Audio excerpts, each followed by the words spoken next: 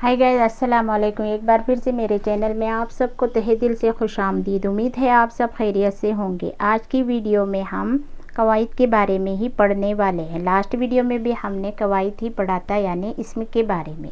इसम की कितनी किस्में होती हैं और कौन कौन सी है। लास्ट वीडियो में हमने इसमें ख़ास, इसमें आम, इसमें कैफियत और इसमें तादाद के बारे में, इसमें कैफियत और इसमें जमा के बारे में पढ़ा था।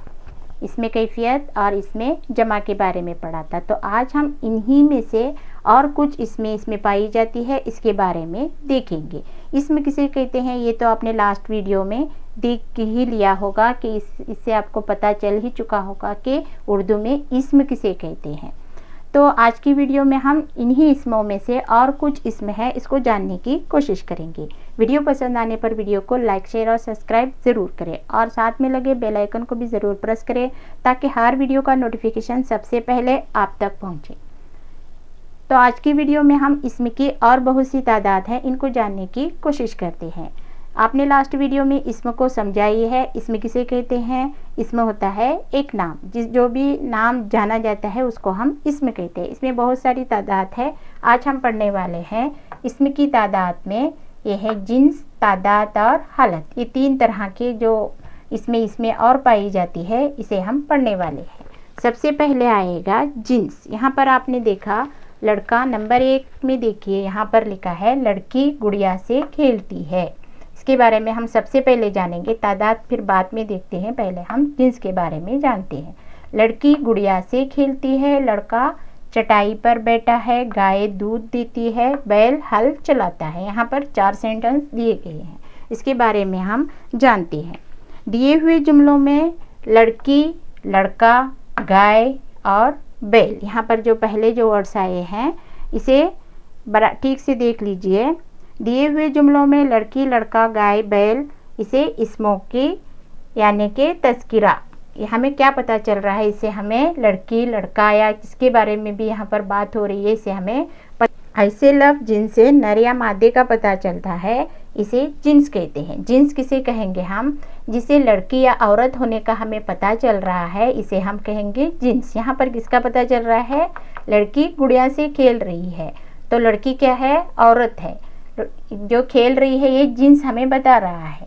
बाकायदा हमें इस बात का पता चल रहा है कि ये लड़की है। लड़का चटाई पर बैठा है, तो ये भी क्या है? जिन्स कहलाएगी, लड़का, यानी ये मर्द है। गाय दूध देती है, गाय क्या है जी? यहाँ पर किस जिन्स का पता चल रहा है? गाय मादा यानी औरत है। बैल हल चलाता है, बैल क्या है? नर होता है। जैसे हम लड़की को कहेंगे औरत, इसी तरह हम लड़के को कहेंगे मर्द, इसी तरह हम गाय को कहेंगे मादा और बैल को कहेंगे नर। तो इसको हमें जानना है।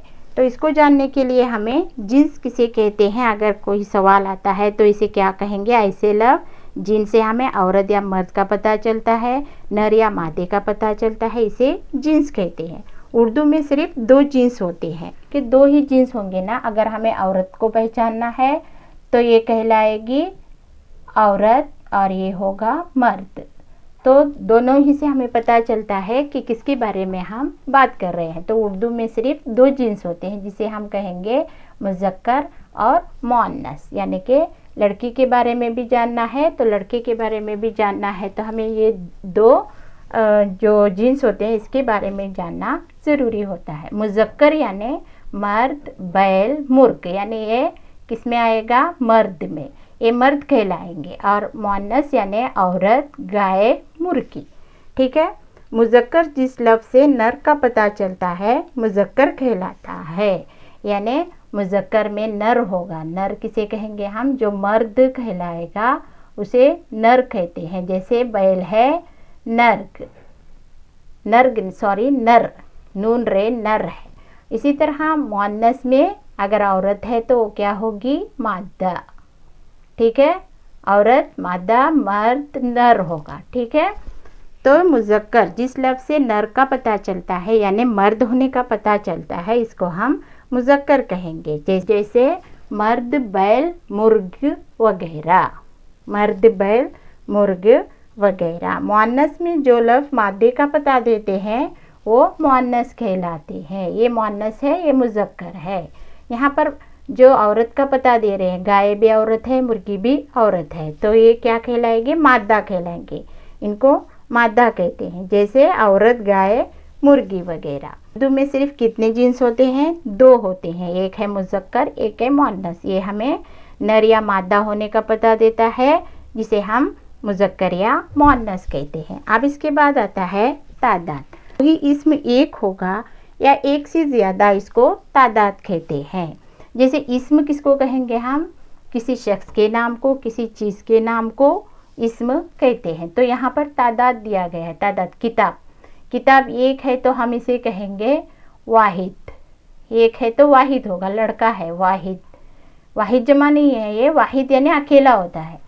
तो ये है लड़का, एक किताब और एक गाय, एक एक है। तो यहाँ भी तादाद बता रहा है कितने हैं, और यहाँ पर भी बता रहा है किताबें, लड़के, गाय, यानी किताबें बहुत सारी है, ये भी तादाद बता रहा है, लड़के, गाय वगैरह। तो कोई इस्म यानी कि कोई नाम एक होगा या एक से ज़्यादा, इसको हम क्या कहेंगे? तादाद कहते हैं। लफ्ज़ की जिस सूरत से एक चीज़ या एक जानदार समझ में आए, इसे वाहिद कहते हैं। देखिए, इसे हम वाहिद कहेंगे। ये क्या है? एक है, ये पूरे वाहिद है, ये एक है यानी कि अकेला। ज़्यादा तो इसको हम कहेंगे तादाद, यानी बहुत सारी है किताबें, तो इसे हम तादाद कहेंगे। जिससे यानी कि जिस सूरत से एक चीज़ या एक जानदार समझ में आए, इसे हम वाहिद कहेंगे। ये वाहिद होगा और ये तादाद है, यानी कि जब एक होगा तो वाहिद कहलाएगा, बहुत सारे हैं तो तादाद कहलाएंगे। तादाद किसे कहेंगे हम? कोई इसमें एक होगा या एक से ज़्यादा, इसको हम तादाद कहते हैं। ये हो गया जिन्स, फर्स्ट का हमने पढ़ा, सेकंड का हमने पढ़ा तादाद, यानी कोई इसमें एक होगा या एक से ज़्यादा, इसको हम तादाद कहते हैं। ठीक है, नेक्स्ट पढ़ेंगे हालत। अब हम पढ़ेंगे हालत। महमूद ख़त लिखता है, महमूद कलम से लिखता है।